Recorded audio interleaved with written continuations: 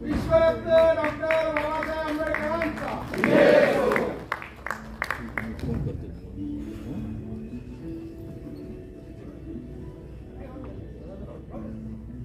बहुजन नायक मान्यवर कांशीराम साहेब आज आपण डॉक्टर सी.पी. थोरात यांनी लिहिलेल्या मान्यवर कांशीराम मनोवादापुढील आव्हान या पुस्तकाच्या प्रकाशनासाठी जमलेलो आहोत। याबाबत या पुस्तकाची पहिली आवृत्ती 15 मार्च 2005 ला प्रकाशित झाली होती आणि पहिली आवृत्ती हातोहात संपल्याच्या नंतर मागील 20 वर्ष हा ग्रंथ मार्केटमध्ये कुठेही उपलब्ध नव्हता। फुले शाहू आंबेडकरांच्या चळवळीमध्ये फार मोठी पोकळी आहे, फार मोठा एक नकारात्मक वातावरण निर्माण झालेलं आहे आणि याच्यामध्ये सी.पी. थोरात यांनी लिहिलेला जो ग्रंथ आहे हा पथदर्शक आहे येणाऱ्या भविष्यातील लोकांसाठी। जे लोक ह्या चळवळीला रिवायवल करू इच्छितात, ही चळवळ पुनर्निर्माण करू इच्छितात, त्या चळवळीतल्या लोकांना, अभ्यासकांना, याच्यावर संशोधन करणाऱ्या विद्यार्थ्यांना हा ग्रंथ भविष्यात अतिशय मार्गदर्शक ठरणार आहे। आणि त्यामुळे सी.पी. थोरात साहेबांच्या सानिध्यात मागील 20-25 वर्षापासून जे काही आमचे मित्रमंडळी होते त्यांनी आम्ही विचार केला की सी.पी. थोरात साहेबांचं वय आज 87 पूर्ण झालेलं आहे आणि त्यांनी लिहिलेला जो ग्रंथ आहे तो अमूल्य आहे। त्याच्या एका प्रकरणावर PhD करण्यासारखे थॉट्स आहेत। हा ग्रंथ कुठल्या एका साहित्यिकाने IQ माहितीवरती किंवा कोणाच्या सहाय्यक सचिवाच्या यांनी लिहिलेला नाही, तर तो एका कार्यकर्त्याने लिहिलेला आहे आणि त्या कार्यकर्त्यांनी महामानव मान्यवर कांशीराम साहेबांच्या सोबत आपल्या आयुष्यातली 36 वर्ष घालवलेली आहे। त्यामुळं याला कुठलाही साहित्यिक वास नसला तरी हा ग्रंथ ज्यांना ही चळवळ चालवायची आहे, भविष्यात येणाऱ्या पिढीला काय मार्गदर्शन करायचं त्यासाठी हा मार्गदर्शक असल्यामुळे आम्ही असं ठरवलं की मान्यवर कांशीराम साहेबांची आठवणी डिजिटलमध्ये वास्तवात असाव्यात आणि तो ठेवा आपल्याकडे डॉक्टर सी.पी. थोरात यांनी लिहून ठेवलेला आहे। आणि मागील 20 वर्ष महाराष्ट्रातल्या अनेक विचारवंतांनी, अनेक संशोधकांनी, अनेक संघटना काढणाऱ्यांनी याच्याकडे दुर्लक्ष केलं। हे दुर्लक्ष आमच्या जिव्हारी लागलं आणि म्हणून आम्ही असं ठरवलं की हा ग्रंथ सी.पी. थोरात यांच्याच हयातीमध्ये, त्यांच्याच अध्यक्षतेखाली, त्यांच्याच समक्ष प्रकाशित करायचं ठरवलं। आणि त्यासाठी मग मला सांगायला अभिमान वाटतो, काही अधिकारी, काही विद्यार्थी जे आता नोकरीत आहेत त्यांनी आम्ही सर्वांनी बसून हा निर्णय घेतला की हा ग्रंथ एनी कसल्या परिस्थितीत प्रकाशित करायचा।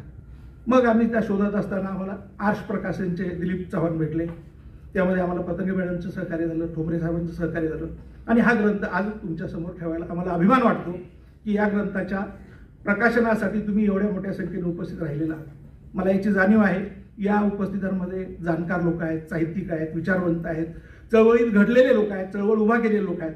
त्यांच्यासमोर आज हा ग्रंथ प्रकाशित करण्यासाठी जे आम्हाला प्रमुख पाहुणे भेटलेले आहेत, राजू परवळेकर, ज्यांना स्वतःची ओळख सांगण्याची कुठलीही आवश्यकता नाही, मधु कांबळे हे लोकसत्ताला सहसंपादक होते, ते 1 जून 24ला सेवानिवृत्त झाले। त्यांचं प्रत्येक लोकसत्तामध्ये असताना, सकाळमध्ये असतानाही आम्ही सर्व काही विश्लेषण वाचलेलं आहे आणि ज्यांच्या सानिध्यात आम्ही घडलो ते डॉक्टर सी.पी. थोरात। मी 1984ला त्यांचा पहिला एक थिएटर कॅम्प दौंड येथील तुकडोजी शाळेमध्ये ऐकला आणि त्यानंतर 2006च्या दरम्यान डॉक्टर बाबा माने मला म्हणले की साहेबांनी लिहिलेला ग्रंथ फार छान आहे, आपण त्यांना भेटू। आणि मग आमच्या डोक्यात एक असं आलं की आर्थिक चळवळ असल्यानं ग्रंथ तर फार छान आहे, त्या ग्रंथातली 2 पानं जर आपण एडिट केली, काढली तर हा ग्रंथ आपण अखिल भारतीय स्तरावर प्रकाशित करू शकतो, हिंदीमध्ये, इंग्लिशमध्ये। आणि त्याला राज्यसभेत जर मिळाला बहुजन समाज पार्टीचा तर मग काय त्याच्यावर 4 चांद लागतील। त्या संदर्भात मग मी महेंद्र सिंग माझ्याकडे आल्याच्या नंतर कोर्टामध्ये मी त्यांना विचारलं की हम ऐसा करना चाहते हैं। ते म्हणले सी.पी. सर थोरात साहब कैसा कहना है कि ये किताब में ये 4 पन्ने यही किताब है, बाकी सब कुछ भी नहीं। अगर आपको प्रकाशित करना है तो ये 4 पत्ते के साथ ही करना पड़ेगा, ये एक भी पन्ना नीचे ऊपर नहीं होगा। आणि आज 20 वर्षानंतर आम्हाला ते जाणवलं की ती 4 पानं किती महत्वाचं आहे। कुठल्याही नेत्याचं पूर्वानुमान करून त्याच्याविषयी एवढी की त्याच्यामध्ये काय कमी आहे. आणि आज महाराष्ट्रात संपूर्ण भारतात हा व्हॅक्यूम आहे आणि म्हणून या पुस्तकाला खूपच अन्य महत्त्व प्राप्त झालेलं आहे. या संदर्भात खऱ्या अर्थाने प्रस्तावित करतील या आर्ष प्रकाशनचे दिलीप चव्हाण सर, मी त्यांना विनंती करतो की त्यांनी हा ग्रंथ प्रकाशित करण्यासाठी जे आम्हाला मुलाचं सहकार्य केलं त्या संदर्भात आपलं प्रस्ताव व्यक्त करावं. दिलीप चव्हाण सर. सर्वप्रथम आर्ष प्रकाशनाच्या वतीने आपणा सर्वांचं मनपूर्वक स्वागत.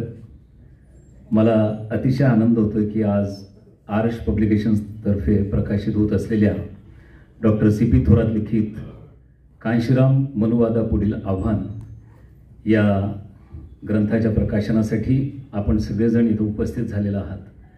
मला कल्पना आहे जसं मंचावरती ज्येष्ठ पत्रकार आदरणीय राजू परुळेकर आहेत, ज्येष्ठ पत्रकार आदरणीय मधुभाई कांबळे आहेत आणि स्वतः ग्रंथलेखक डॉक्टर CP थोरात आपल्यामध्ये उपस्थित आहेत.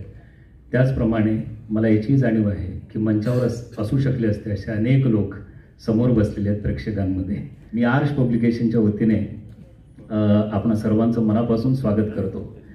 माझी प्रकाशन संस्था ही काही फार मोठी प्रकाशन संस्था नव्हे, ही तशी फार छोटी प्रकाशन संस्था आहे. पण माझा प्रयत्न असतो की जे बहुजन नॅरेटिव्ह आहे, शाहू फुले आंबेडकर या चौकटीतलं जे साहित्य आहे ते आपण जास्तीत जास्त प्रकाशित करावं. मग ते ललित लेखनातलं असो किंवा वैचारिक साहित्यातलं असो, ते आपल्याला आणता आलं पाहिजे. कारण शेवटी आपण जी काही सांस्कृतिक हस्तक्षेप करतो, कृती करतो, तिचा चळवळीला काही एक उपयोग असला पाहिजे. आणि कारण आता प्रिंटिंग इतकं स्वस्त झालं आहे, छपाई एवढी स्वस्त झाली, सगळं सहज उपलब्ध झालेलं आहे. काही छापलं जातं आणि भरपूर छापलं जातं.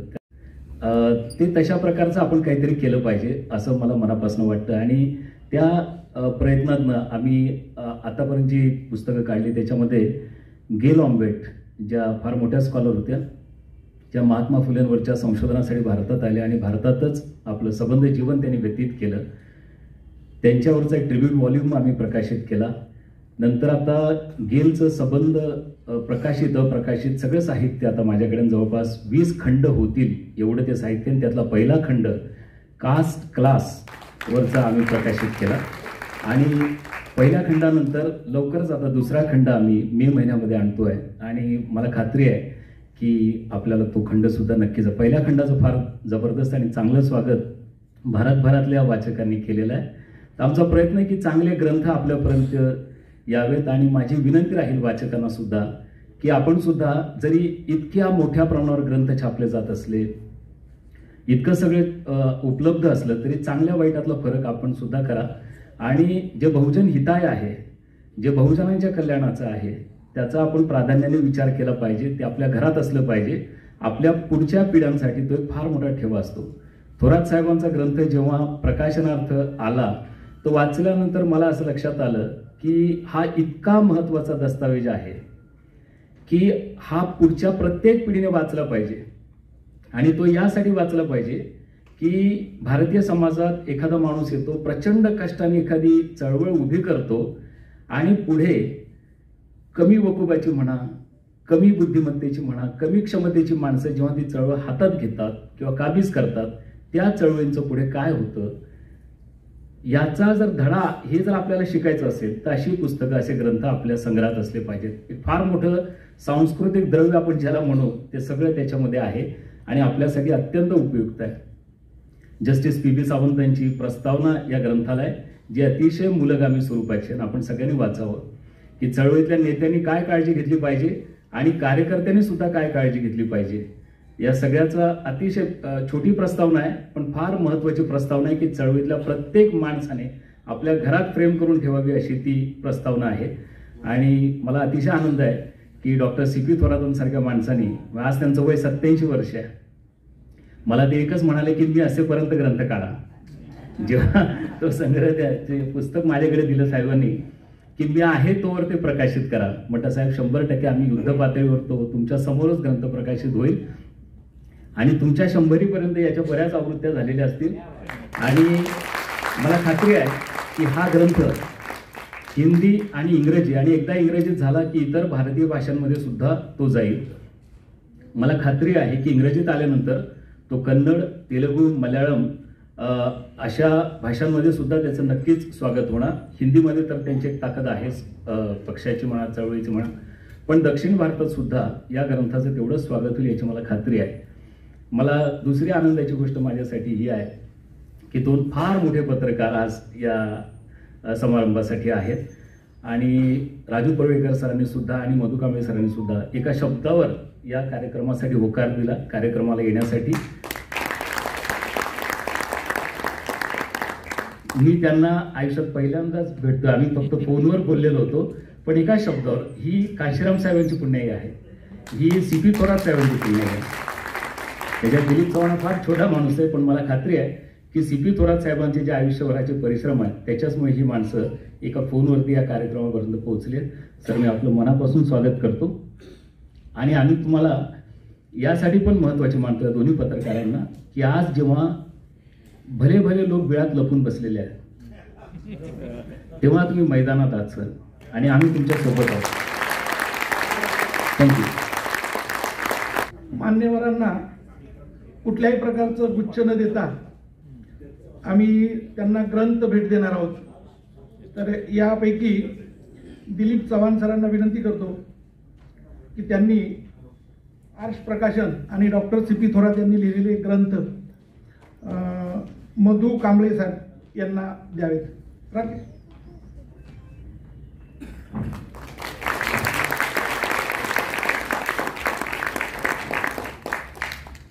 यानंतर CP थोरात साहेबांना विनंती करतो की त्यांनी लिहिलेले ग्रंथ आणि आर्ष प्रकाशनचे ग्रंथ राजू परुळेकर यांना सप्रेम भेट द्यावेत. CP थोरात साहेब.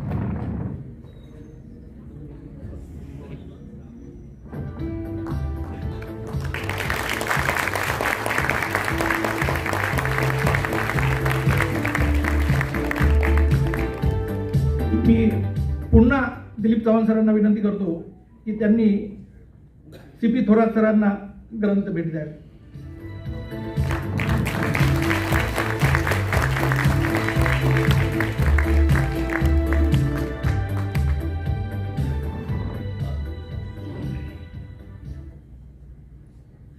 मी या ग्रंथाचे लेखक डॉक्टर CP थोरात यांना विनंती करतो की त्यांनी आपलं मनोगत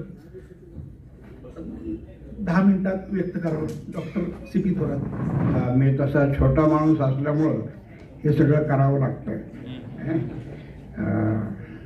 खरं म्हणजे मी आज आपल्या समोर जो उभा आहे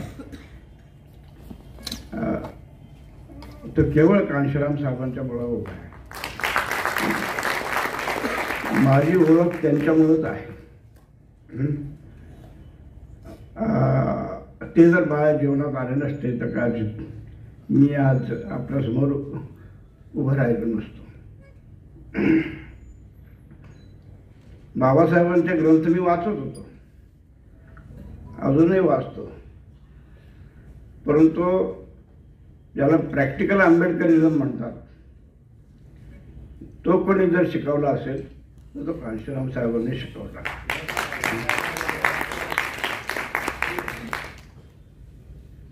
उद्या काल कांशीराम साहेबांचा 91वा वाढदिवस. त्यांची सतत आठवण आम्हाला सगळ्यांना होत असते. त्यांचा दिवस आम्ही बहुजन दिवस या नावाखाली साजरा करतो. बहुजन या शब्दाचा पूर्वी अर्थ वेगळा होता. 1970च्या आधी मराठा समाज स्वतःला बहुजन असं म्हणायचा, पण जसे कांशीराम साहेबांनी चळवळ सुरू केली तसतसा बहुजन या शब्दाचा अर्थ बदलत गेला. आणि बहुजन म्हणजे जो कोणी या व्यवस्थेचा बळी गेलेला आहे, गुलाम आहे, लाचार बनलेला आहे, अपमानित आहे, हा सगळा वर्ग हा बहुजन वर्ग आहे, अशा प्रकारचं कांशीराम साहेबांनी त्याची व्याख्या केली होती. हे एक वेगळं कन्सेप्ट या स्वरूपाने लोकांना वाटत असलं तरी सुद्धा ही कल्पना बाबासाहेबांची होती. फक्त आकड्यामध्ये फरक होता. बाबासाहेब म्हणायचे 90, कांशीराम साहेब म्हणायचे 85. एवढा 85-90 मध्ये फरक होता. पण त्याच्यामुळं काय झालं की आंबेडकरी चळवळ जी आहे ती विस्तारली, एक जातीय राहिली नाही. बहुजन समाज या स्वरूपाने हा जो अपमानित पीडित अशा प्रकारचा समाज होता, या समाजाला सबंध भारतामध्ये जागृत करण्याचं काम कांशीराम साहेबांनी केलं होतं. ही फार मोठी गोष्ट होती. आज काय झालं, मी त्या खोलात जात नाही, कारण परुळेकर साहेब आणि मधुकर कांबळे साहेब यांची तुम्ही आतुरतेने वाट बघत असाल. मी काय त्यांची जास्त वेळ मी घेत नाही, 5-10 मिनटं फक्त मी बोलणार आहे. त्यांचं ऐकायला आपण सगळेजण आलेलो आहोत. त्यांनी काय काय केलं वगैरे काय काय नाही, मी स्वतः त्यांच्याबरोबर 35 वर्ष काम केलं आणि जवळजवळ 2 वर्ष माझी बिनपगारता होती. माझे मिसेस जे आहे ती डिफेन्समध्ये सिनियर ऑडिटर म्हणून तिने काम केलं. त्याच्यामुळं आमचं घर चाललं. नाहीतर घर चालवणं आणि हे करणं. मी जेव्हा लग्न केलं तेव्हा कांशीराम साहेब म्हटलं, अरे क्या काय आपण म्हटलं नाही, म्हणलं चिंता मत करो, अभी डबल इंजन हो गया, ऐसा मिल के हम काम करेंगे आपको. आणि तशाच प्रकारचं माझ्या मिसेसने पूर्ण मनोभावे वरवरचं नव्हे, मनापासून मला पूर्णपणे या कामात साथ दिली. खरं म्हणजे त्यांचं मी या गोष्टी सांगणं तेवढंसं मला बरोबर वाटत नाही, पण जे आहे ते वस्तुस्थिती आहे. आणि त्यांच्या सपोर्टमुळं मी आज या ठिकाणी म्हणजे जे काही थोडंफार करू शकलो चळवळीमध्ये ते तसं मी सांगणार नाही. कांशीराम साहेबांना सांगायचं आणि मी करायचं एवढंच.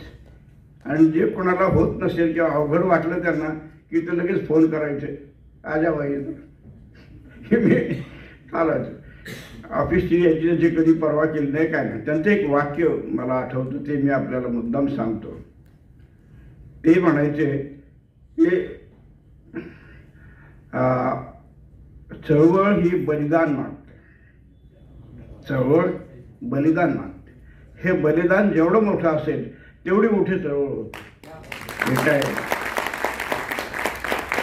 आणि मग असं वाटायला लागलं की ज्या माणसाने घरदार सोडलं, सगळं काय सोडलं आणि चळवळीसाठी ते ॲनिव्हर्सरी ऑफ कास्ट पुस्तक वाचल्यानंतर 3 वेळा लागोपाठ त्यांनी वाचलं आणि मग त्यांच्या डोक्यावर जो काय परिणाम झाला त्याच्यातून ही चळवळ सगळी उभी राहिली. हा माणूस इतकं बलिदान स्वतःचं म्हणजे करू शकतो. तो 10 पावलं चाललं तर निदान आपण 1 पावलं तरी त्यांच्याबरोबर चालावं असा विचार करून आम्ही त्यांच्याबरोबर काम करतो. हे लक्षात ठेवलं पाहिजे. दुसरी गोष्ट अशी की प्रत्येक वेळी सगळ्या कार्यक्रमामध्ये मी सहकुटुंब सहभागी होत होतो. मग ते कुठे असो कार्यक्रम, हैदराबादला असो नाही तर काश्मीरला असो, सगळीकडं याचा फार मोठा फायदा आहे. मी चळवळीत काम करणाऱ्या लोकांना मुद्दाम ही गोष्ट सांगतोय. त्याचे कारण असे की आपल्या घरातून आपल्याला फार विरोध होत असतो. कारण हा विरोध जर घरातून झाला तर आपल्याला नीट काम करता येत नाही. पण हा विरोध का होतो? अहो त्यांना तुम्ही घराच्या बाहेरच येऊ देत नाही. मग ते तुम्ही काय करतात हे त्यांना कसं समजणार? जेव्हा ते तुमच्याबरोबर येतील, प्रत्येक वेळ राहतील, तेव्हा त्यांना समजेल की बाबा ठीक आहे, आपले मिस्टर जे आहेत ते चांगलं काम करतात याची त्यांना खात्री होते. आणि मग ते मनापासून आपल्याला साथ द्यायला सुरुवात करतात. तेव्हा ज्या ज्या लोकांना असं वाटतं की आपण चळवळीत फार काम करावं, त्यांनी आपल्या अर्धांगीला आपल्याबरोबर घेतलं पाहिजे, तरच त्यांना घरातून पूर्णपणे सपोर्ट मिळेल, नाही तर मिळणार नाही. ही गोष्ट मला थोडीशी या निमित्ताने सांगावीशी वाटते. दुसरी गोष्ट अशी की आजचा हा जो ग्रंथ परिचय वगैरे जो ग्रंथ वगैरे जो काय आहे ते खरं म्हणजे आमच्या एक अधिकारी जे आहेत त्यांच्यामुळं हे थोडंसं शक्य झालेलं आहे. आणि त्यांची आणि आर्ष प्रकाशनचे जे चव्हाण सर आहेत त्यांच्याशी गाठ पडली आणि त्याच्यातून ह्या पुस्तकाचा जन्म झालेला आहे. याचं खरं म्हणजे जास्त श्रेय हे जर कोणाला असेल म्हणजे तसं बघायला गेलं तर आमच्या विक्रम सोनवणे साहेब यांच्याकडे जातो. या वयात त्यांनी रिटायरमेंटनंतर 10 फ्लेक्स छापले ह्या कार्यक्रमाचे आणि पुण्यात सगळीकडे लावून आले ते एवढ्या रिटायरमेंटच्या वयानंतर. हा आदर्श आपण घेतला पाहिजे. आंबेडकरी चळवळीत काम करणारा कुठलाही माणूस तो मरेपर्यंत काम करतो, तो कधी घरात बसत नाही. त्याला मी आंबेडकर आहेत म्हणतो, नाही तर म्हणत नाही. मला खूप आंबेडकर वाद समजतो. आता मी खूप केलं, आता बसतो घरात असं जर केलं तर त्याला खऱ्या अर्थानं आंबेडकर वाद हा समजला आहे असं मी मानत नाही. कारण मी माझ्या डोळ्यासमोर अशी उदाहरणं पाहिली की जी शेवटपर्यंत आयुष्याच्या शेवटपर्यंत काम करत होते. माझी तशी इच्छा आहे की आपल्याला शेवटपर्यंत काम करत राहावं. असं काय होईल काय नाही तो भाग वेगळा, पण हा एक आपण कार्यकर्ता. मी लेखक नाही हे पहिल्यांदा लक्षात घ्या. मी लेखक नाही. मी ठीक आहे साहित्यप्राज्ञ वगैरे होतो तो भाग वेगळा, पण मी लेखक नाही. चळवळीची गरज म्हणून मी ती गोष्ट लिहितो. या ठिकाणी लेखक कम कार्यकर्ता असं जे उल्लेख आहे त्याच्याऐवजी कार्यकर्ता कम लेखक अशा प्रकारचं जे झालं असतं तरी मला अधिक बरं वाटलं असतं. एनिहाव हे गरजेपोटी आहे. मी लेखक म्हणून नाही, मी कार्यकर्ता म्हणूनच होतो आणि आजही आहे. आजही मी स्वस्थ बसलेलो नाही. हे मुद्दाम मी आपल्याला सांगतो. जेवढं 60-65 वर्षाचं सामाजिक जीवन जगल्यानंतर मला थोडासा असं थोडासा पोक्तपणा आला असं म्हणा. आणि आता जे मी काम सुरू केलं ते एक जे काय लॉंगर लास्टिंग ज्याला म्हणता येईल, एक दीर्घकाळ चालणारं मूलभूत पायाभूत अशा प्रकारचं काम करायचं मी आता ठरवलेलं आहे. आणि त्याप्रमाणे मला काही साथीदारही मिळाले, चांगले साथीदार मिळाले. त्यांच्या भरोश्यावर मी हे काम सुरू करतो. एक या पुस्तकाच्या निमित्तानं कांशीराम साहेबांच्या 1-2 आठवणी मी आपल्याला सांगतो. थोडासा वेळ होता माफ करा, पण कांशीराम साहेबांच्या 1-2. कांशीराम साहेब सुद्धा दूरदृष्टीचे होते. त्यांना पुढलं बऱ्याच गोष्टी दिसायच्या. एकदा काय झालं, हैदराबादला येऊन बसलो होतो. हैदराबादला बँगलोरला बसलो होतो आणि कबन पार्क त्या ठिकाणचं आहे, त्या ठिकाणी आम्ही थांबलो. तिथं एक असा उंच पोरा गोरा पान पठाणासारखा दिसणारा एक प्रोफेसर, मुस्लिम प्रोफेसर मीर साहेब, रिटायर 75 वर्षाचा. तो सकाळी 5 वाजता येऊन त्या पायरीवर बसायचा. 5 वाजता मी म्हटलो, मीर साहब आप इतने जल्दी क्यों आते? नहीं साहब अगर बाहर निकले तो दिखना चाहिए ना. कांशीराम साहेब बाहेर पडतील किंवा मला ते दिसावे एवढी त्याची इच्छा, आणि म्हणून तो त्या ठिकाणी बसायला. कांशीराम साहेबांनी त्याला सांगितलं 15 दिवसांनी हैदराबादमध्ये हिंदू मुस्लिम दंगे होतील.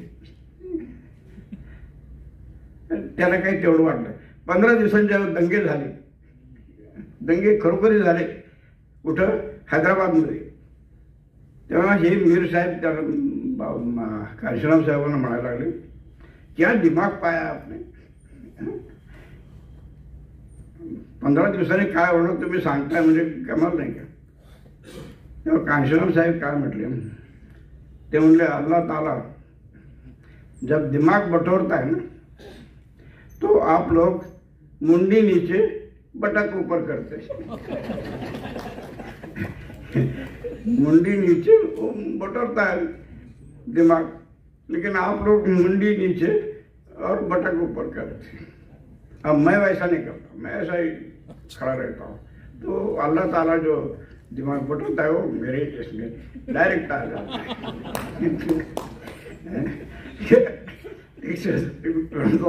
छोड़ा बहुजन नायक 30 मार्च 1980 साली पहिला पेपर म्हणजे काढला। त्या पेपर काढण्यामागून साहेबांना पुढं काय घडणारे दिसत होतं, कांशीराम साहेबांना पुढं काय घडणारे दिसत होते। बामसेफ पूर्ण भारतभर पसरली होती त्या काळात, 1000 ऑफिसेस भारतामध्ये बामसेफचे होते। कांशीराम साहेब म्हटले की आतापर्यंत ब्लॅकआउट केलं, आता ब्लॅकमेल करायला सुरुवात होईल आणि आता आपल्याच लोकांना हाताशी धरून आपला मार्ग जो आहे तो रोखण्याचा प्रयत्न होईल। तेव्हा तू आता या ठिकाणी आलायस की मला असं काय आलं की मग मी आहेच। त्यामुळं त्या ठिकाणी नागपूरला गेलो आणि त्याचं प्रकाशन केलं। त्या ठिकाणी जोगेंद्र कवाडे, प्राध्यापक जोगेंद्र कवाडे यांचा मला वाटतं जयभीम पत्रिका हे प्रसिद्ध होतं, जी महाराष्ट्रात सगळीकडे जात होती। जशी बहुजन नायकाचा पहिला अंक निघाला तसं कवाडेंनी एक आग्रह केला, कांशीराम त्याची बामसेफ, आंबेडकरी चळवळीचे मारेकरी। कांशीराम आणि त्याची बामसेफ, आंबेडकरी चळवळीचे मारेकरी। तर ती कांशीराम साहेबांना आधीच कल्पना होती की असं काहीतरी होईल। ते म्हणत होते हे स्वतः करत नाहीत, यांचे करवलं जातं यांच्याकडून, दुसरे आपले हितशत्रू त्यांना सगळं साहित्य पैसे बिसे पुरवतात, त्याच्यातून ह्यांचं सगळं चालतं।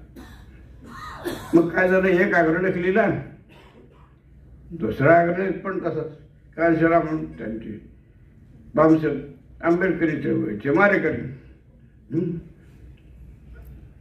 असं 9 अग्रलेख त्यांनी लिहिले। आणि त्यांच्याबरोबर सूर्यकांत खांडेकर वगैरे आणखी काही मंडळी होतीच। ते अग्रलेख म्हणजे ते जवळजवळ विशेषांकच होता असं मला प्रत्येक आंबेडकरी, कांशीराम, बामसेफ, आंबेडकरी चळवळीचे मारेकरी। आणि 9 अंकानंतर त्यांचा अंक बंद पडला, कारण कांशीराम साहेबांनी मला सांगितलं होतं आपल्या पायात पाय घालण्याचा प्रयत्न करतील, तुम्ही आपलं त्यांच्यात अडकून पडू नका। कांशीराम साहेबांनी काय केलं, त्याच वेळी आंबेडकर मेला ऑन व्हील्स हा कार्यक्रम आखला आणि तो दिल्लीच्या भोवती सगळ्या याच्यात फिरू लागला। एक गंमत म्हणून एक किस्सा सांगतो, कारण थोडंसं लांबतंय। तो हा जो आंबेडकर मेला ऑन व्हील्स ज्या ठिकाणी जायचा त्या ठिकाणी साहेब त्याचा फोटो नागपूरला माझ्याकडे पाठवायचे आणि त्या फोटोकडे बघून मी आपलं वर्णन करून लिहायचं। काय जे न देखे रवी वे आहे कवी, त्यासारखं मी आपलं हे असं झालं, एवढा प्रचार जोरात चालू आहे, अमुक झालं तमुक असं सगळं लिहायचं। लोक म्हणायचे हा कवाडीला उत्तर का देत नाही। खरं म्हणजे त्यातलं अक्षर कवाडीच्या विरुद्ध होतं, कवाडीचं नाव न घेता। कांशीराम हे आंबेडकरी चळवळीचा प्रचार करतायत, आंबेडकरी विचारांचा प्रचार करतायत हे लोकांना समजायला लागलं आणि कवाडे म्हणतो ते म्हणजे किती खोटं आहे हे लोकांच्या लक्षात यायला लागलं। लोकांनी त्याचे पेपर घ्यायचंच बंद केलं आणि 9 अंकानंतर त्यांचा अंकच निघाला नाही। हे कांशीराम साहेबांची जी दूरदृष्टी होती ती याच्यामध्ये दिसते। पुढं काय होणार याचा साधारण अंदाज त्यांना म्हणजे यायचा आणि त्याप्रमाणे ते प्लॅनिंग करायचे. पण नुसतं ते गप्प राहिले असते तर हे बरोबर झालं नसतं. त्यांनी पॉझिटिव्ह ॲक्शन घेतली. आंबेडकर मेला ऑन व्हील्स. आंबेडकर मेला ऑन व्हील्स म्हणजे काय? हे महात्मा फुले, शाहू महाराज, बाबासाहेब आंबेडकर यांचे पोस्टर्स म्हणजे चित्र वगैरे अशी, नंतर मग त्यांच्या कार्याच्या काही घटना आणि त्यानंतर मग ॲट्रॉसिटीज लोकांच्यावर कशा अन्याय अत्याचार होतात ते, ही सगळं चित्र जे आहे ते रंगवण्याचं काम बनारस युनिव्हर्सिटीचा गोल्ड मेडलिस्ट मिस्टर पाटील यांनी सगळं ते कॅनव्हास काढलेलं होतं. आणि ते सगळं घेऊन बांबू वगैरे सगळं तंबू उभे करायचं, ते लाऊडस्पीकर वगैरे सगळं घेऊन हा आंबेडकर मेळा एका ट्रकवर लादायचे आणि गावावर फिरायचे. जायचे त्या ठिकाणी लावायचे, भोंग्यातून किंवा लाऊडस्पीकरवरून सांगायचे या बघायला या वगैरे काय म्हणतो असं. एक दिवशी काय झालं, लखनौला हा गेला आंबेडकर मेळा. अच्छा, कोणी बघायलाच येईन ते, हे अनाऊन्स करतायत सगळं करतायत, कोणी बघायलाच येईन. त्याच वेळी काय झालं होतं, एक वरात, लग्नाची वरात तिथून येत होती त्या पेंडॉलच्या जवळ. यांनी लगेच त्याचा फोटो घेतला आणि तो मला पाठवला. लोक आंबेडकर मेळा व्हील्स बघायला बँड लावून येत आहेत. एवढं असं याचं वर्णन केलं. मग तिथल्या स्त्रिया वगैरे ते चित्र ॲट्रॉसिटीज वगैरे बघून कशा रडतायत, काय काय करतायत सांगितलं. जे देखील रवी एक कवी त्यानं नुसता फोटो बघायचं, मी आपलं वर्णन करत सुटायचं. तर म्हणून कांशीराम साहेब म्हणायचे, जो देखेगा वो भी पछताएगा, जो नहीं देखेगा वो भी पछताएगा. कारण जिथं काही नाही लोकांना वाटायचं उगाच आपण आलं. ज्यांनी बघितलं नाही त्यांना वाटायचं एवढं चांगलं असताना ते आपण बघितलं कसं नाही. जो देखेगा वो भी पछताएगा, जो नहीं देखेगा वो भी पछताएगा. एक सहज गंमत म्हणून एक दोन गोष्टी सांगितल्या. सॉरी, मला एक गोष्ट सांगायची ती की मी या ठिकाणी साहेबांच्या ज्या काय मला ज्या आठवत होत्या त्या सगळ्या घटना लिहिलेल्या आहेत, त्याच्या कॉमेंट्स केलेले नाही.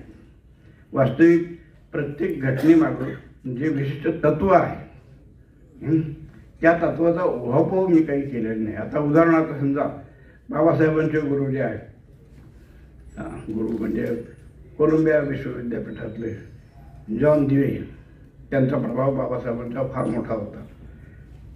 जॉन दिवेने एक वाक्य सांगितलं होतं. काय वाक्य सांगितलं होतं? त्यांनी सांगितलं की साध्य आणि साधन, साध्य आणि साधन यांचा समन्वय असला पाहिजे. हे काय त्यांच्यात विरोधाभास असता कामा नये. आज आंबेडकरी चळवळीमध्ये नेमकं हेच घडले. त्यांची इच्छा आहे आणि ते ज्या माध्यमातून ते इच्छा पूर्ण करू इच्छितात ते संपूर्णपणे विरोधी. तेव्हा अशा प्रकारचं चित्र आज असल्यामुळं तरुणांच्या मध्ये फार मोठा संभ्रमावस्था आहे. हे शत्रू आणि मित्र यांचं कॉम्बिनेशन झालंय, एकत्र झालंय. तर उदाहरणार्थ समजा जय बापू, जय भीम, जय संविधान. बापू आमच्या शोषक आणि बाबासाहेब शोषित यांचं कॉम्बिनेशन म्हणजे विरोधाभास अशा प्रकारचा सगळीकडे दिसून येतो. आणि त्यामुळं तरुण माणसाला आजच्या नेमकं काय होतं हे काय लक्षात येत नाही. जर त्यांनी ह्याचा विचार केला की आपले शत्रू कोण आणि मित्र कोण या गोष्टीत जर विचार केला तर त्यांना जरूर आजच्या परिस्थितीतून मार्ग सापडेल. पण जोपर्यंत हे कॉम्बिनेशन अशा प्रकारचं चालू आहे, सर्विसर चालू आहे, तो पण याच्यातून मार्ग निर्माण. कारण आसऱ्याबरोबर इशारा येतो, नुसता आसरा कोणी देत नाही. आणि शत्रू जेव्हा आसरा देतो तेव्हा त्याच्या म्हणण्यानुसार सगळं चाललं पाहिजे. हे उघडत आलं. तर हा जो समन्वय म्हणजे जॉन दिवे साहेबांनी प्राध्यापकाने तो सांगितला होता की साधन आणि साध्य याचा समन्वय असला पाहिजे, म्हणजे मग ते. दुसरी एक गोष्ट त्यांनी ते पुढे जाऊन सांगितली. अर्थात त्यांनी बऱ्याच गोष्टी फोर्स वगैरे अनेक गोष्टी त्या संबंधाने सांगितल्यात, पण एकच गोष्ट त्या ठिकाणी सांगतो असे, ते असं म्हणायचे की एक साध्य झालं की तिथं थांबता कामा नये. त्याच्या पुढं ते साध्य जे आहे ते साधन बनलं पाहिजे पुढल्या इच्छित गोष्टी साध्य करण्यासाठी.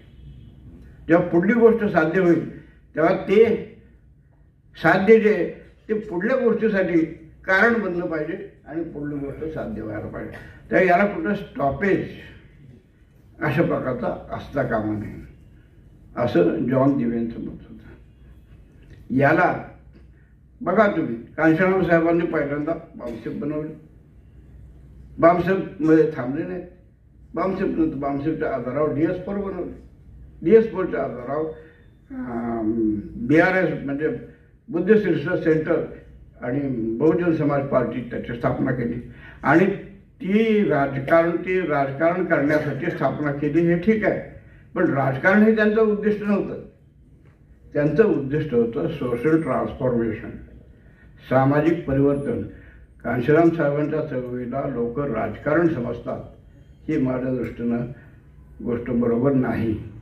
समाज परिवर्तन हाच त्यांचा अंतिम हेतू होता. आणि म्हणून त्यांनी इथं भीमा कोरेगावला सांगितलं की मी 5 कोटी लोकांना घेऊन बौद्ध धर्माचा स्वीकार करेन. त्याच्यामार्फत समता, स्वातंत्र्य, बंधुत्व यावर आधारित ही लोकशाही मूल्ये यावर आधारित मी समाज निर्माण करू इच्छितो. आणि अशोकाचा जसा समाज त्यावेळेस होता तशा प्रकारचा समाज आपल्याला निर्माण करता आला पाहिजे, ही त्यांची इच्छा होती. एने या तिन्ही तत्वामध्ये सुद्धा असंच दिसेल की हे एकमेकाशी फार निगडीत आहेत.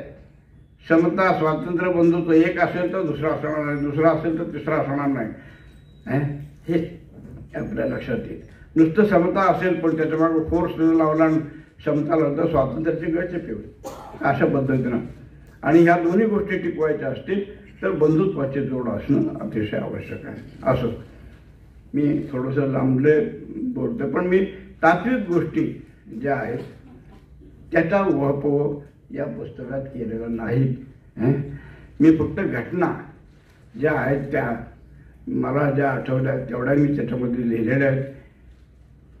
त्या घटनावरून काय काय बोध होईल काही नाही याच्या संबंधी खरं म्हणजे परुळेकर साहेब आणि कांबळे साहेब हे मोठे म्हणजे विद्वान माणसं आहेत, ती आपल्याला त्या संबंधात अधिक सांगतील. त्यांनी माझं पुस्तक वाचलं त्याच्याबद्दल दोघांचे मी मनपूर्वक आभार मानतो.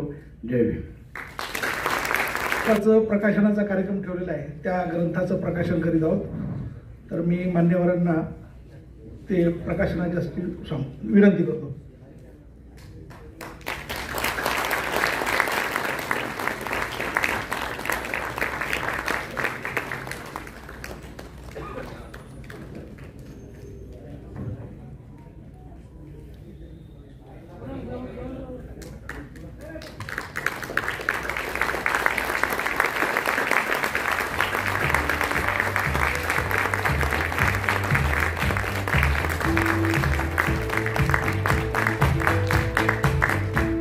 आज आपल्या सर्वांच्या समोर डॉक्टर CP थोरात लिखित कांशीराम मनुवादापुढील आव्हान हे पुस्तक प्रकाशित झालेलं आहे असं मी जाहीर करतो. हे पुस्तक लिहिणारे जे लेखक आहेत CP थोरात साहेब यांच्या या पुस्तकामध्ये ज्याही काही घटना घडल्या ते कार्यकर्ता म्हणून त्यांनी त्याच्यात लिहिले. कुठलाही साहित्यिक अवलेश किंवा साहित्यिकाची बुद्धिमत्ता वापरून नाही, तर कार्यकर्ता म्हणून त्यांनी लिहिलंय. त्यांनी त्या पुस्तकामध्ये कुठेही असं लिहिलं आहे की मी कांशीराम साहेबांचा गुरु आहे किंवा कांशीराम साहेबांना घडवण्यात माझा सिंहाचा वाटा आहे. बरेचसे लोक असे आहेत. या पुस्तकाची दुसरी बाजू की हे पुस्तक येणाऱ्या पिढीसाठी ऐतिहासिक ठेवा आहे आणि म्हणून या पुस्तकाची तोलामोलाने त्यांच्या हयातीतच त्याची समीक्षा व्हावी, त्याच्यावर विवेचना व्हावी, परिसंवाद व्हावा म्हणून महाराष्ट्रातील ख्यातनाम,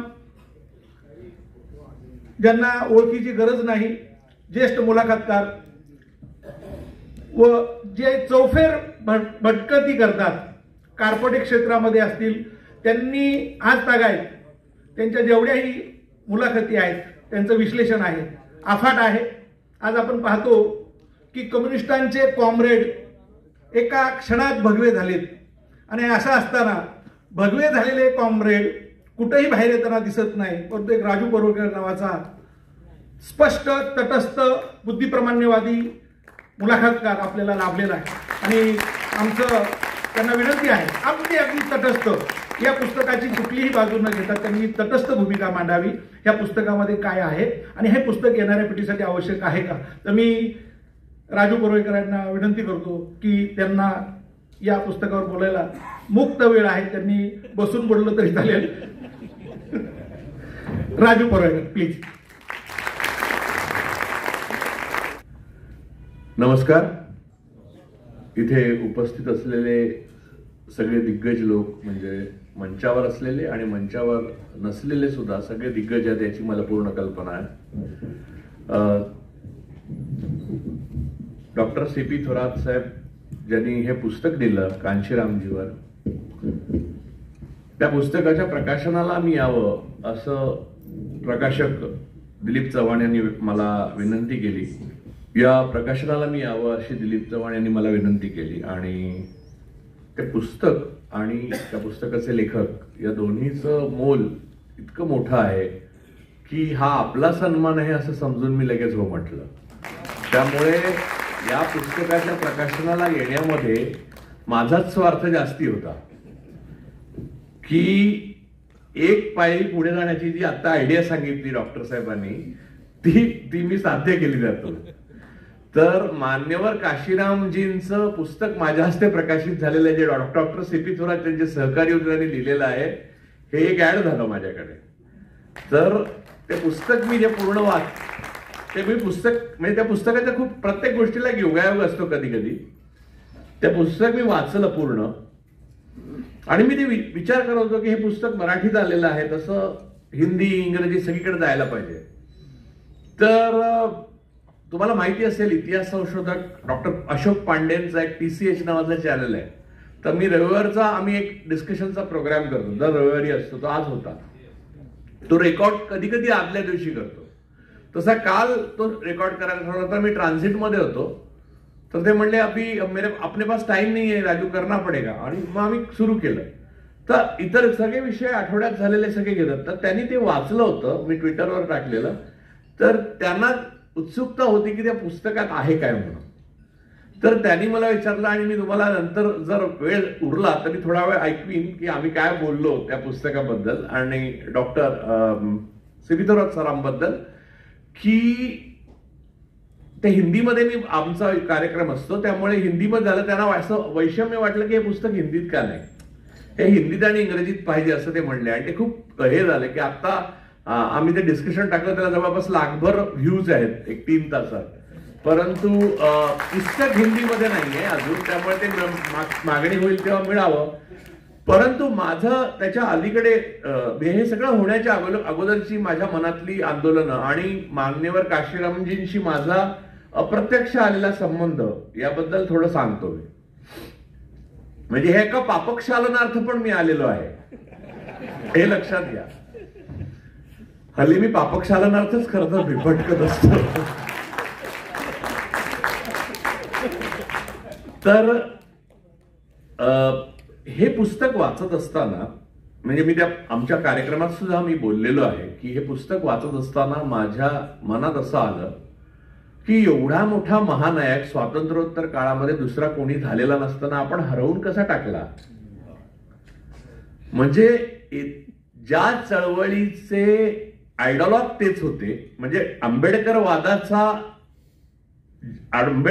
जनक डॉक्टर बाबासाहेब आंबेडकर असले तरी ज्या काळात म्हणजे 70-80च्या दशकामध्ये ज्या वेळेला मान्यवर काशीरामजींनी ती चळवळ उभी केली अख्खी, त्यावेळेला डॉक्टर आंबेडकरांनी लिहिलेलं जे आहे ते आजच्या वास्तवाशी म्हणजे तेव्हाच्या वास्तवाशी जुळवून स्वतःचे एक तत्वज्ञान निर्माण करणं, ते राजकीय, सामाजिक, सांस्कृतिक आणि क्रांतिकारक असं करणं, लोकांना ते पटवून देणं, त्यातून एक चळवळ उभी करणं, त्यातून अनेक चळवळी उभ्या करणं, त्यातून राजकीय चळवळ उभी करणं, ती यशस्वी करणं, ही एका माणसाने केलेली गोष्ट ही स्वातंत्र्यपूर्व आणि स्वातंत्र्योत्तर काळात दुसऱ्या कुठल्याही माणसाने केलेली नाही. तुम्ही बघू शकता, ते त्यांच्या चळवळीचे मान्यवर काशीराम हे स्वतःच गांधी होते, स्वतःच नेहरू होते, स्वतःच पटेल होते आणि स्वतःच डॉक्टर बाबासाहेब आंबेडकरांचा अंश म्हणून त्यांनी त्या चळवळीत काम केलं. आणि त्यांचा निरलसपणा, चळवळीबाबतची इंटिग्रिटी, जी थोरात सरांनी फार पुस्तकात बारीक बारीक बारीक बारीक गोष्टी ज्या लिहिलेल्या आहेत त्याच्यात त्याचं बिटवीन द लाईन्स दिसतं की त्यांची प्रेरणा, जाणीवा, जीवनोद्देश, पर्पज ऑफ लाईफ सगळं काही ती चळवळ होती, दुसरं काही नव्हतं त्यांचं. त्यामुळे त्यांच्यामध्ये जो एक म्हणजे मला असं कित्येकदा म्हणजे त्यांचे जुने फुटेज बघताना असं वाटतं की ते ऑरा आहे आणि एक ॲरोगन्स पण दिसतो. तो जो आहे तो त्यांच्या आत्मविश्वासातून आलेला आहे. त्यांना मला तुमची काही फिकीर नाहीये, मी माझ्या बळावर उभा राहिलेलो आहे, माझी सायकल घेऊन मी फिरलोय, मला तुम्ही देणगी नाही दिलेली, तुम्ही मला विकत नाही घेऊ शकत कोणी, का ना घेतलेलं आहे ना कोणी पाठिंबा दिलेला आहे, मी पाडलंय तुम्हाला आधी. हे जे आहे ते एका आयुष्यात किती लोकांनी सांग, तुम्ही काढून बघा इतिहास भारताचा, स्वतंत्र भारताचा संपूर्ण इतिहासामध्ये अशा प्रकारे काम केलेला दुसरा माणूसच नाहीये. खरं तर ते महानायक होते आणि आपल्याला कळले नाहीत, आणि कळले नाहीत म्हणण्यापेक्षा त्यांच्याकडे दुर्लक्ष करण्याकडे भारतीय संस्कृतीमधल्या ब्राह्मणवादी विचारसरणीचा जो पूर्णपणे पगडा आहे त्याचा स्वाभाविकपणे हात आहे. आणि मी हे जरा परत एकदा बोलतो म्हणजे की जाणीवपूर्वक महापुरुषांना, महानायकांना जे बहुजनांमधनं येतात, मग ते गौतम बुद्ध असोत, हे सगळ्यांच्या भागधेय तेच आहे. गौतम बुद्ध असोत, मग सम्राट अशोक असोत, डॉक्टर बाबासाहेब आंबेडकर असोत, महात्मा ज्योतिराव फुले असोत, छत्रपती शिवाजी महाराज असोत, राजर्षी शाहू महाराज असोत किंवा मान्यवर काशीराम असोत, या सगळ्यांना सुरुवातीला दुर्लक्ष करायचं, नंतर त्यांच्या यशामध्ये आपणही सहभागी आहोत. आपणही म्हणजे दुर्दैवाची बाब काय आहे की चळवळीमधल्या म्हणजे बहुजनांच्या चळवळीमधल्या कार्यकर्त्यांना एखाद्या ब्राह्मणवादी माणसाने किंवा ब्राह्मणाने जय भीम म्हटलं तरी म्हणजे अंगावर रोमांच येतात की किती पुरोगामी, किती चांगला माणूस. अरे ही त्याचं धोरण असू शकतं, ही त्याची प्रेरणा नसेल पण ना. तुमच्या आपल्या सगळ्यांना बरोबर राहायचं आहे, शोषकाची पण, शोषकाला शोषितांशी पण थोडा काळ जुळवून घ्यायला लागतं, त्याशिवाय कामच नाही होऊ शकत, त्याशिवाय राटगाडगं चालवू शकत नाही. आणि यामध्ये 5000 वर्ष पारंगत आहे ब्राह्मणवाद, तर त्यामुळे त्यांच्या कुठच्याच गोष्टीवर विश्वास नाही ठेवू शकत तुम्ही, आणि त्यांची रूपं बदलतात. आणि हे सगळं मायावीपण जे आहे ते वास्तवामध्ये आणि तत्वज्ञानामध्ये कांशीराम यांनी अचूक ओळखलं होतं. आता मी तुम्हाला माझ्या पापक्षालनाची गोष्ट सांगतो पुढचं भाषण करण्या अगोदर. झालं असं की मी कॉलेजच्या काळामध्ये, कॉलेजमध्ये असताना लिहित असे, तर ग्रंथालीचा रुची नावाचा एक अंक असे, त्याच्यामध्ये मी लिहित असे.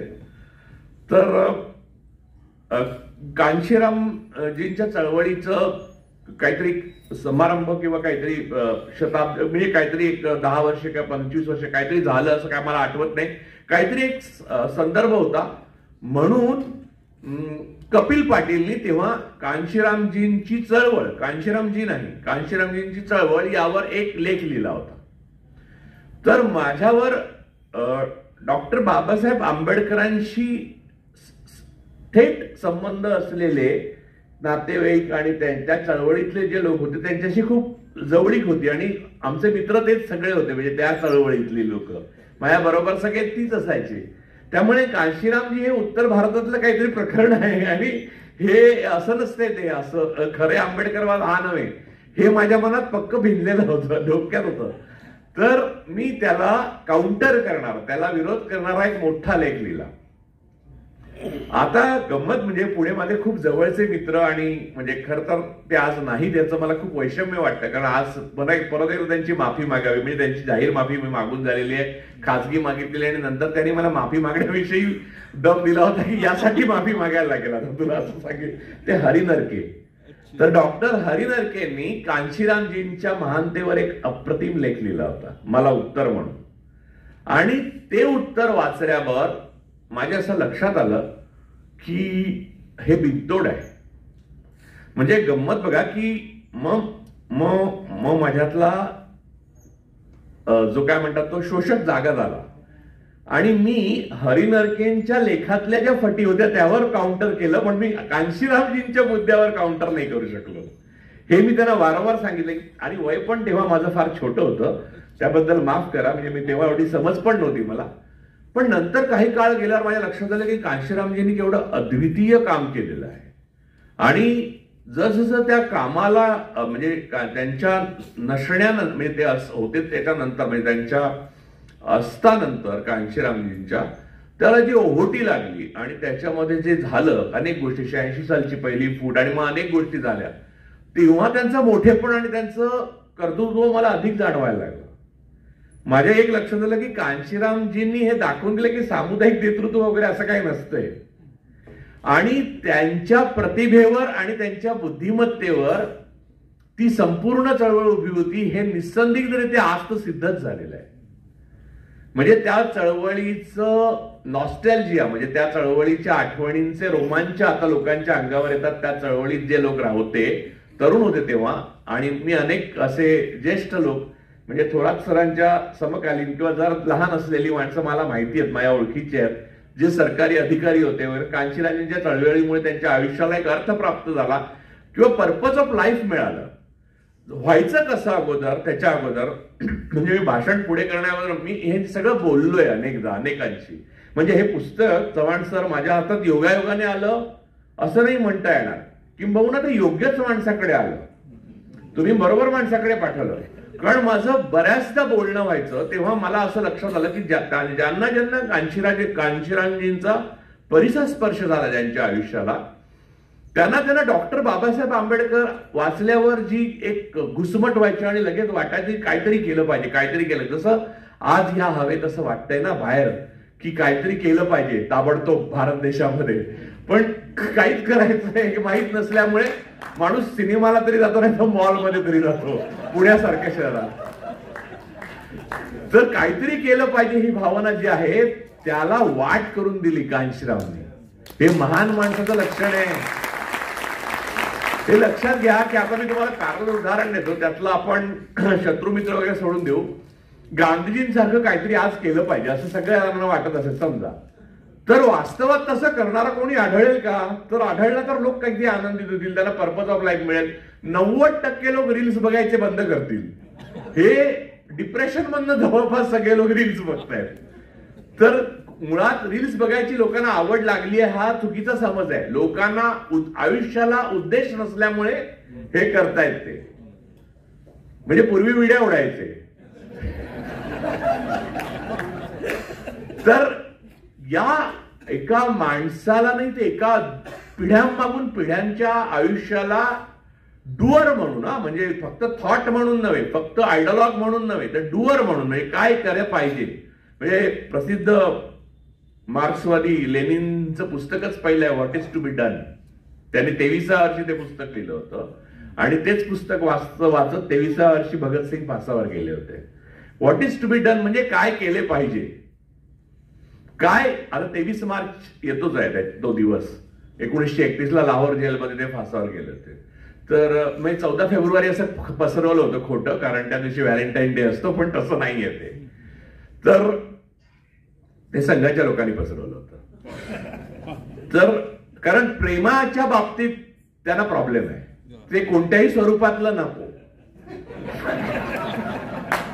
कोणीही प्रेम करू नये या मताला त्यांचा पाठिंबा असतो. समाजात एकोपा होईल, प्रेम होईल, भाईचारा होईल, सौहार्द, संवाद, एकत्रीकरण, स्त्री पुरुष आनंदाने एकत्र राहतील, तर संघाला खूप त्रास होतो. याचं मुख्य कारण असं की द्वेष आणि द्वेषाचं विष यावरच त्यांची संपूर्ण संघटन इतक्या वर्षात फोफावलेलं आहे. आणि असं आहे की विषाला आयुष्य भरपूर असतं, कारण विषाला एक्सपायरी डेट नाही. औषध एक्सपायरी डेट झाल्यावर विष होतं, पण विषाला एक्सपायरी डेट नाही, त्यामुळे 100 वर्ष यावर्षी पूर्ण होतील.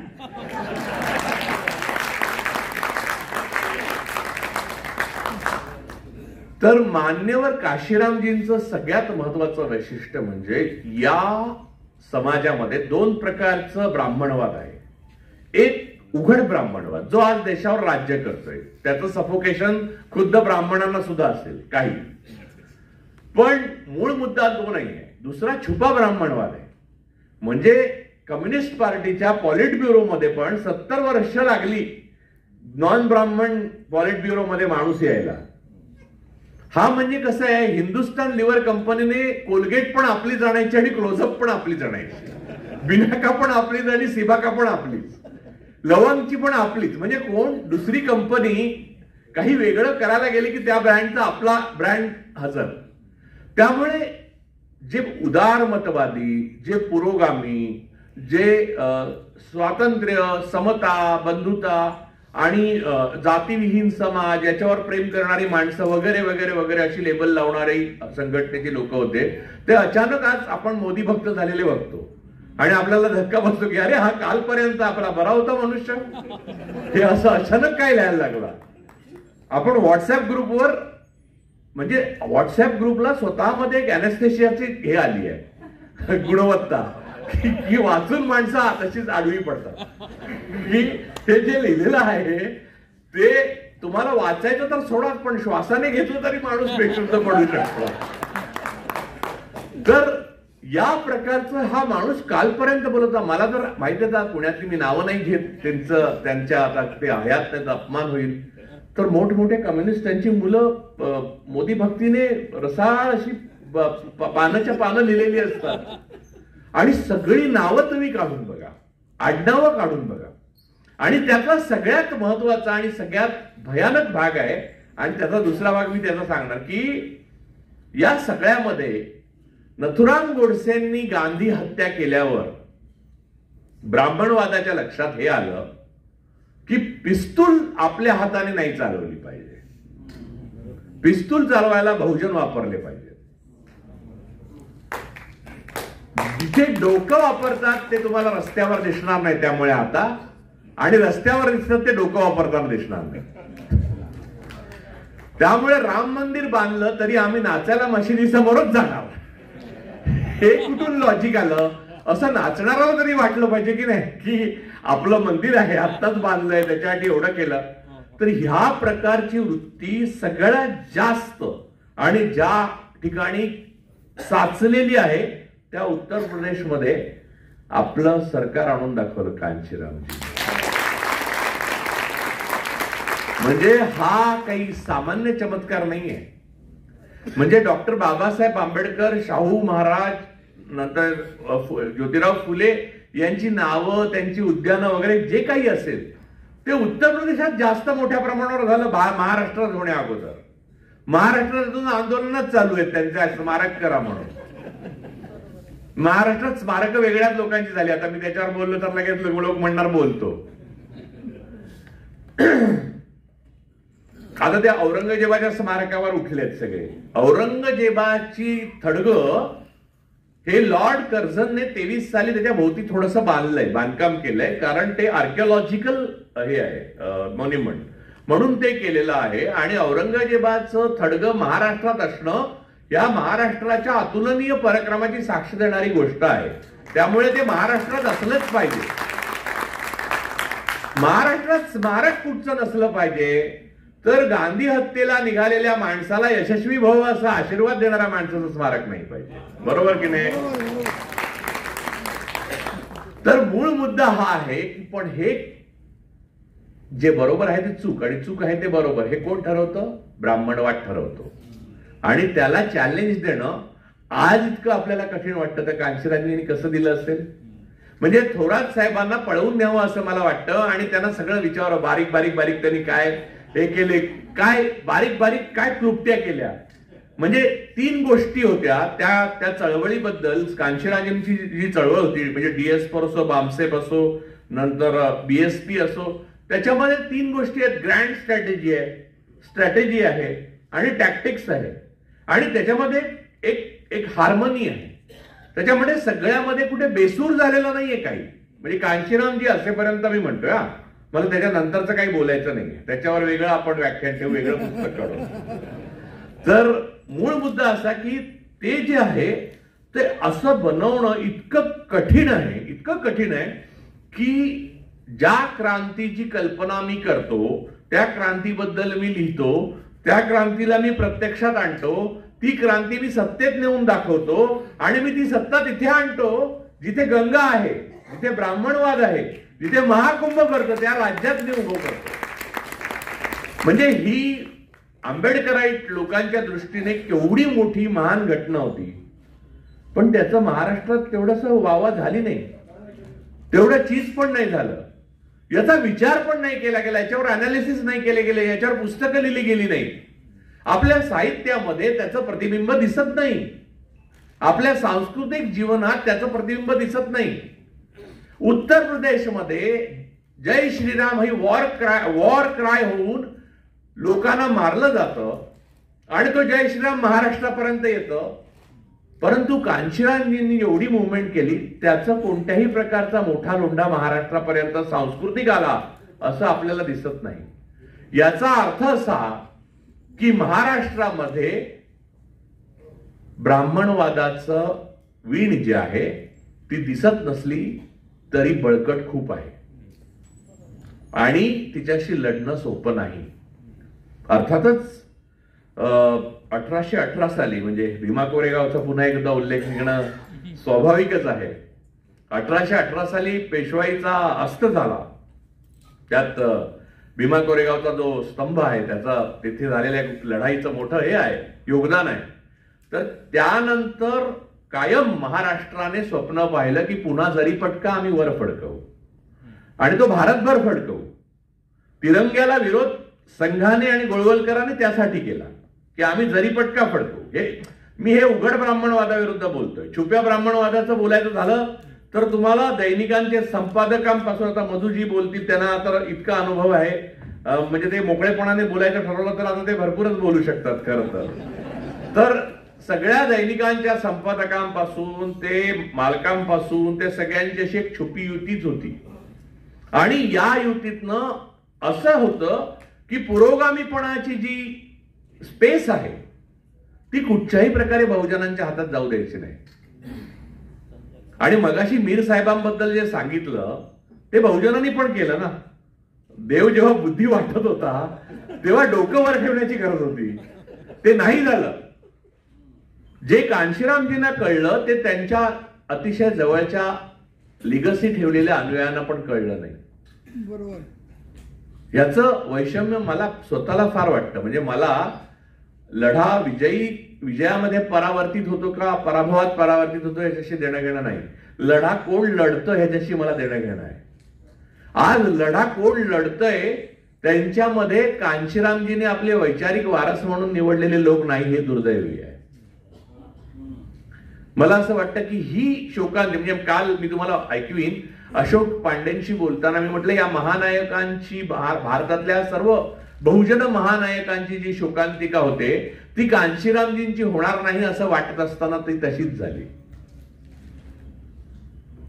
ते शोकांतिकेचे नायक आहेत, हे दुर्दैवी आहे.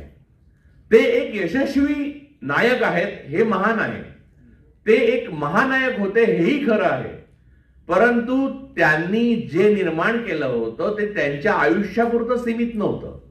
पुढच्या 100 किंवा 1000 वर्षावर प्रभाव टाकेल अशी एक संस्कृती, अशी एक विचारसरणी भारतामध्ये दृढ होईल आणि त्यामुळे या अशोक चक्राला, या तिरंग्याला, या समतेला जो बाबासाहेब आंबेडकरांनी थॉट म्हणून मांडलेला आहे घटनेमध्ये, राज्यघटनेमध्ये, त्याला खरा अर्थ प्राप्त होईल. त्याची सुरुवात कडवटपणाने होणं स्वाभाविकच आहे आणि ती कडवटपणा राहणारच.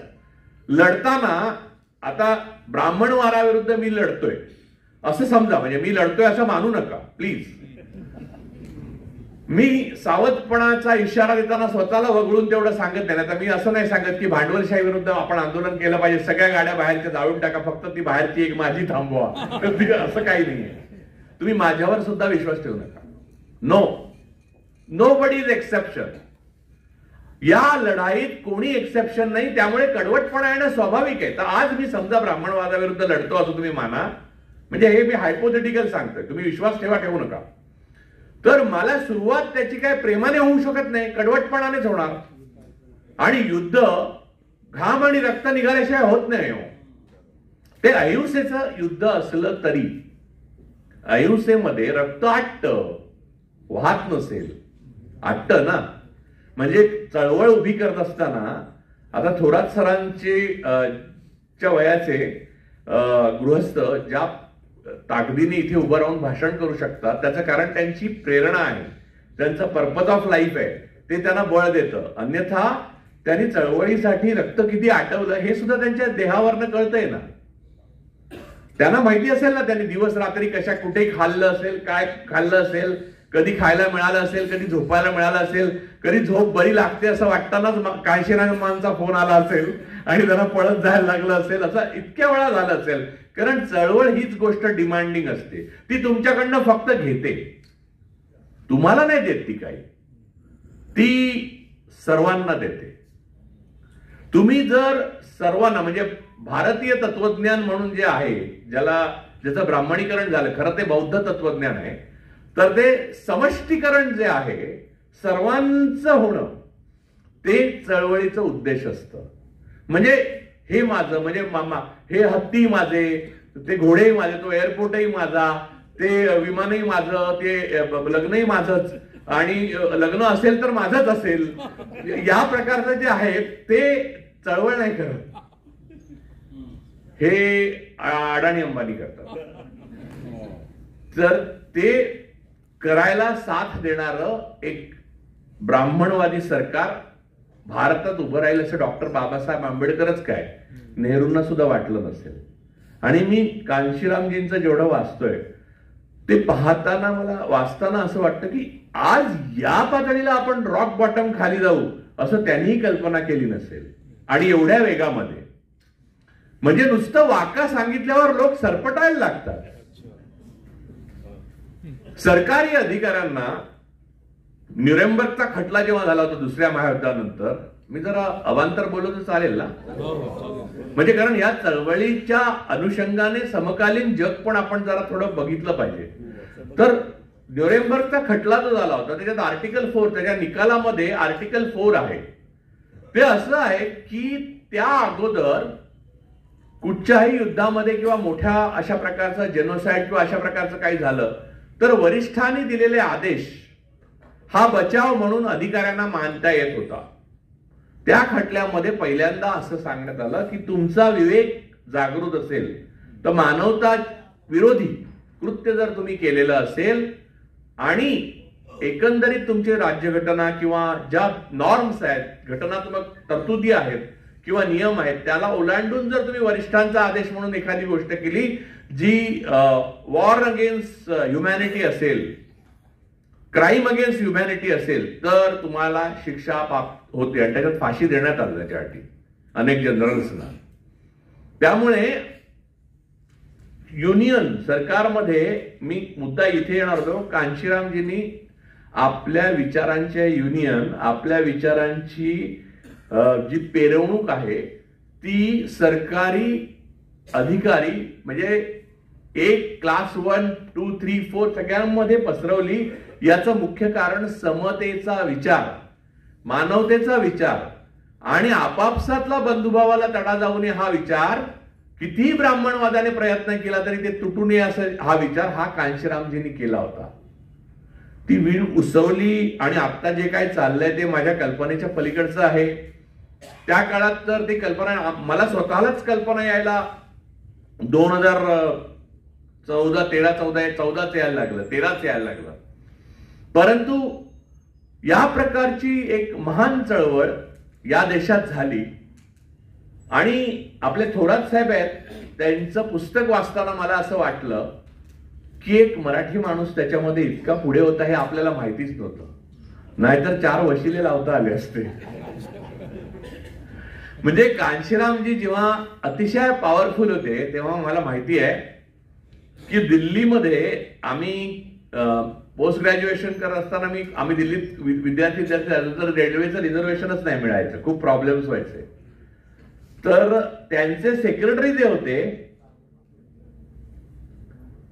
आठवायचं आहे का, तर त्यांचे जे सेक्रेटरी होते परस्पर असे लिहायला लागले संयोजक की मला भीती वाटते की हा कावा आहे. लिहिणं हा नेहमीच कावा असतो. तर मूळ मुद्दा असा की तर तेव्हा तिकीट आजच्या सारखं रिझर्वेशनचे वांदे असायचे. तर आमच्यातला एक मुलगा होता तो एक NSUIचे होते, काही SFIचे होते, काही ABVPचे होते. तेव्हा ABVPला कुठच्या तरी सत्तेची वास पण नव्हता, म्हणजे दूरपर्यंत. तर तो ABVPचा त्याचा पण केंद्रामध्ये एक भाजप खासदाराशी ओळख होती आणि रेल्वे मंत्रालयात. तर त्याने त्याला सांगितलं, त्याला तो म्हणला की बघ मी काय खुद्द रेल्वे मंत्र्याने ठरवलं तरी हे रिझर्वेशन मिळू शकत नाही. ठीक आहे म्हणला. काशीरामजींच्या PAला आमच्या दुसऱ्या मित्राने सांगितलं, जो चळवळीशी संबंधित होता काशीरामजींच्या. संध्याकाळी आमची 4 तिकीटं आली होती.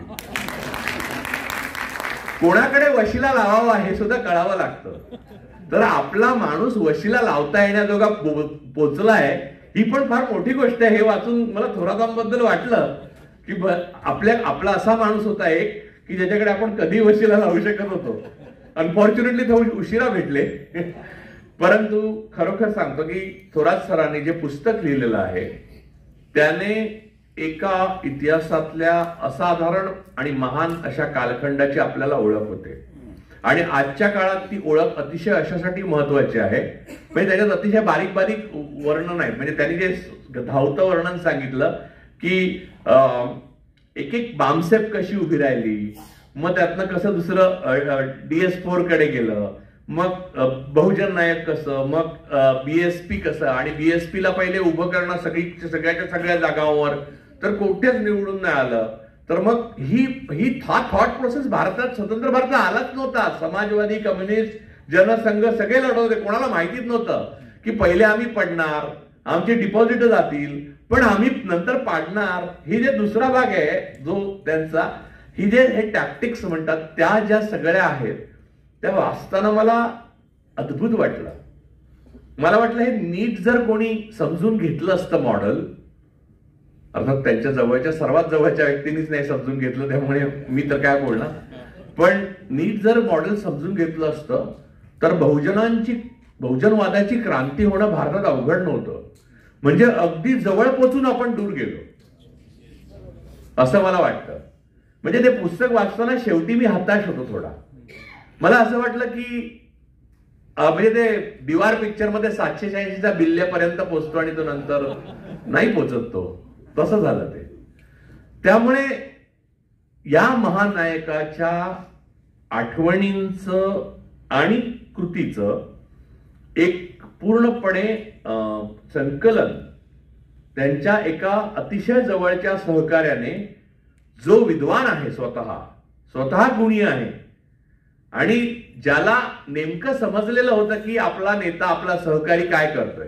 खरं तर नेता नाही, मान्यवर काशीरामजी थोरातांचे कॉम्रेड होते असं म्हणायला काहीच हरकत नाही. त्या सगळं वाचताना लक्षात येतं की नंतर त्यांना आपण आणि थोरात साहेब यांच्यातला फरकच कळेल असं झाला की ते जवळपास आपण आणि थोरात एकच आहोत असं म्हणायचंय. इतकं ते पुस्तक म्हणजे पुस्तक वाचताना कळतंच की काय त्यांच्यातलं रिलेशनशिप जे आहे ना, हे म्हणजे हा मोठेपणा यांच्यामधला आहे की मी किती काशीरामांच्या जवळचा होतो हे अतिशय टाळण्याचा प्रयत्न केला त्यांनी लिहिताना, पण ते टाळता येत नाहीये. कारण ज्या पद्धतीने काशीरामजी यांच्याशी बोलतात, सांगतात, होतं ते फक्त कळतं की तुम्ही म्हणजे जवळ म्हणजे काय वाटेल ते जवळ होता तुम्ही. म्हणजे काय माहित महाराष्ट्राचे मुख्यमंत्रीच झाला असतो तुम्ही खरं तर, ही चळवळ महाराष्ट्रात झाली असती तर मूळ मुद्दा असा आहे की ते वाचल्यावर मला इतक्या गोष्टींचा उलगडा, इतक्या प्रश्नांची उत्तरं सापडली जी भविष्यात माझ्याकडनं मी वापरण्याचा प्रयत्न करणारच आहे. पण मी थोरात सरांना एवढंच वचन देतो की मी आणि अशोक पांडेंनी जे चर्चा केली तुम्ही बघू शकता अशोक पांडेंचा TCH नावाचं चॅनल आहे, त्याच्यावर आहे. ते शेवटच्या भागात आम्ही चर्चा केली पुस्तकावर, ती हिंदीत आहे, की या महानायकाचं जे ऋण आहे आपल्यावर ते आपण फेडण्यासाठी काही केलेलं नाही. पण यात काय नवीन आहे, आपण कुठच्याच महानायकाचं ऋण फेडण्याकरता काहीच करत नाही.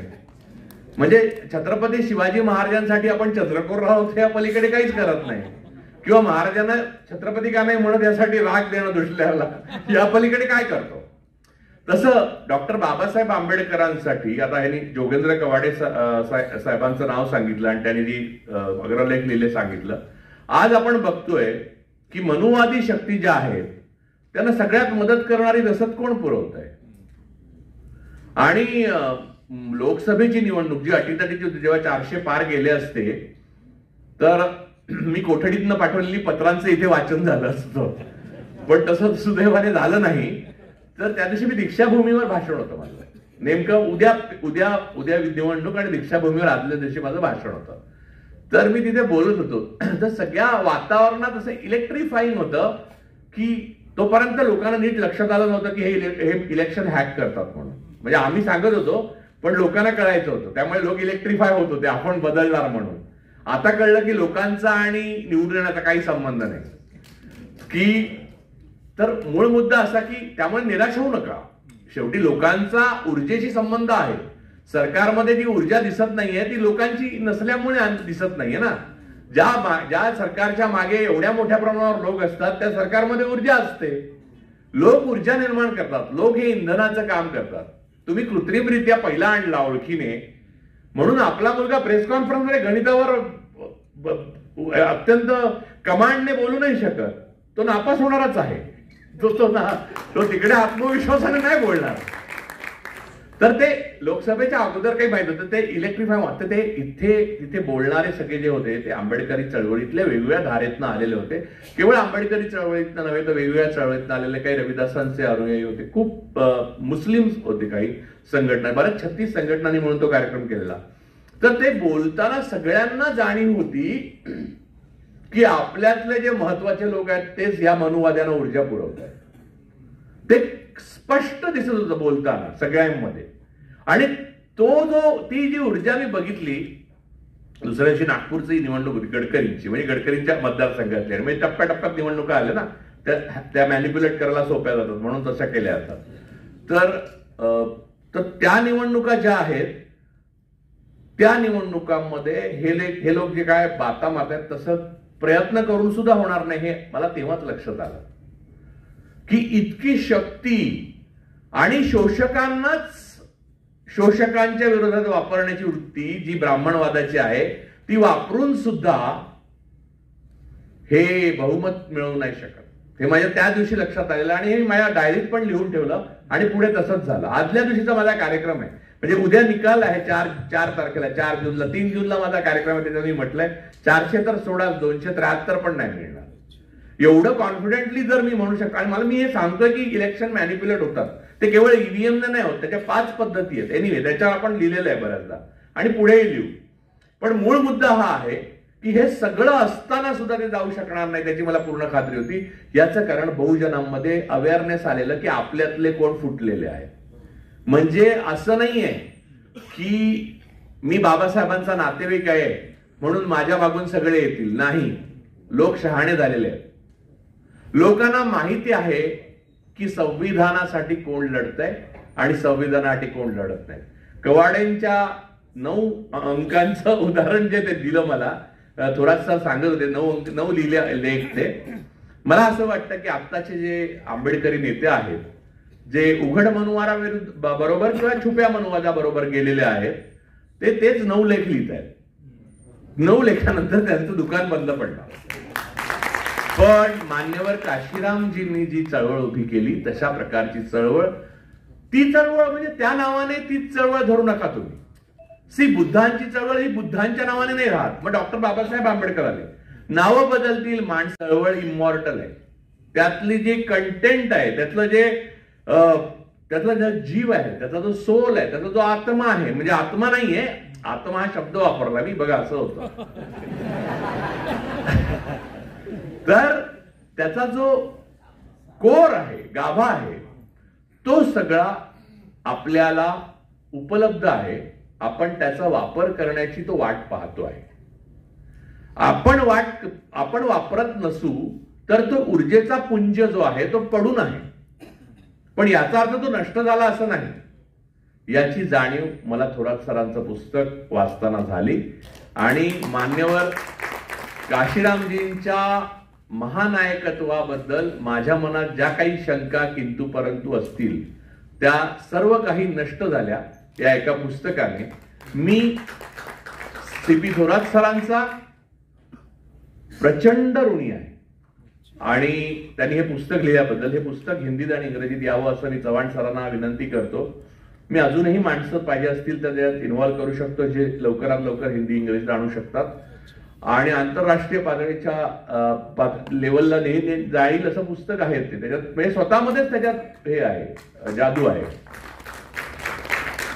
तर आजचा हा जो जादूचा कार्यक्रम होता त्यातला जादूगार मी नसून त्यातला जादूगार या पुस्तकात आहे आणि तो जादूगाराची जादू दाखवणारा हा जादूगार आहे. त्यामुळे राजू परुळेकरांचं भाषण ऐकण्यासाठी सगळे थांबलेले आहेत असं सगळ्यांनी जरी म्हटलं तरी असल्या भलत्या भ्रमात किंवा गैरसमजात मी अजिबात नव्हतो. आज जे मला काही काय म्हणतात ते मूर्तीपूजेचा मान मिळालेला आहे तो त्या पुस्तकामुळे. अशी पुस्तकं जर माझ्या आयुष्यात 5 वेळा आली, अजून 5 पुस्तकं अशी आली ना माझ्या आयुष्यात, तर हे जग बदलण्याचं तंत्रज्ञान मी उभं करू शकेन अशी माझी खात्री आहे.